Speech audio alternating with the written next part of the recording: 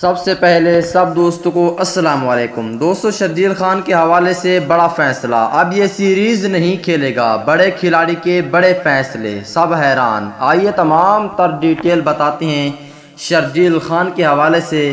شرجیل خان کے اوپر ایک بہت بڑی شرط رکھ دی گئی ہے اور اس کی ڈیٹ بھی بتا دی گئی کہ آپ اس ڈیٹ تک یہ کام کریں تو پاکستان ٹیم میں کھلائیں گے، ورنہ پاکستان ٹیم میں آپ کو بالکل بھی نہیں کھلائیں گے۔ آئیے تمام تر ڈیٹیل بتاتے ہیں۔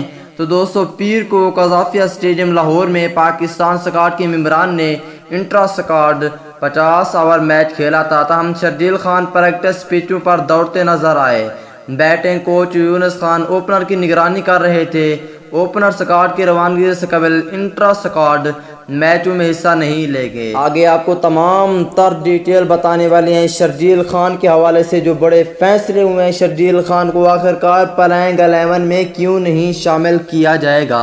تو دوستو، اس سے پہلے اس ویڈیو کو لائک کریں، چینل کو سبسکرائب کریں، بیل آئیکن دبا کر آل پر لازمی کلک کر دینا ہے۔ تو دوستو، بغیر کوئی آپ کا قیمتی وقت ضائع کیے آپ کو مکمل تفصیل بتانے والے ہیں شرجیل خان کے حوالے سے۔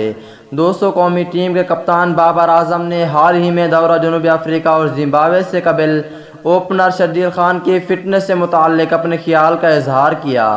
بابر اعظم کا کہنا تھا کہ خان قدر سے صحت مند ہیں لیکن ان کی فٹنس کے بارے میں کوئی بڑی تشویش نہیں ہے، وہ اپنی فٹنس کو بہتر بنانے پر پھر بھی کام کر رہے ہیں۔ بابر اعظم کے اتنا کہنے کے باوجود بھی بڑی شرط کیوں رکھی گئی؟ لیکن وہ اچانک شاداب خان جیسا نہیں بن سکتا۔ اب وہ اس ٹیم کا حصہ ہیں جس کے باعث ہمیں ان کی حمایت کرنا ہوگی۔ ان کی فٹنس مسائل کی وجہ سے انہیں صرف T20 میں شامل کیا گیا ہے، لیکن اب بہت بری خبر آ چکی ہے شرجیل خان کے حوالے سے۔ وہ یہ ہے کہ قومی ٹیم کے اوپنر بلے باز شرجیل خان کو ڈیٹ دی گئی ہے 10 اپریل کو پہلا T20 میچ جنوبی افریقہ کے خلاف کھیلا جائے گا۔ یہ اس حوالے سے شرجیل خان کی جو نیوز ہے 9 اپریل تک اپنی فٹنس پر توجہ دے، اپنی فٹنس پر کام کرے۔ 9 اپریل کے بعد اگر فٹنس اچھی رہی تو پھر اسے پلینگ 11 میں شامل کیا جائے گا، ورنہ نہیں کیا جائے گا۔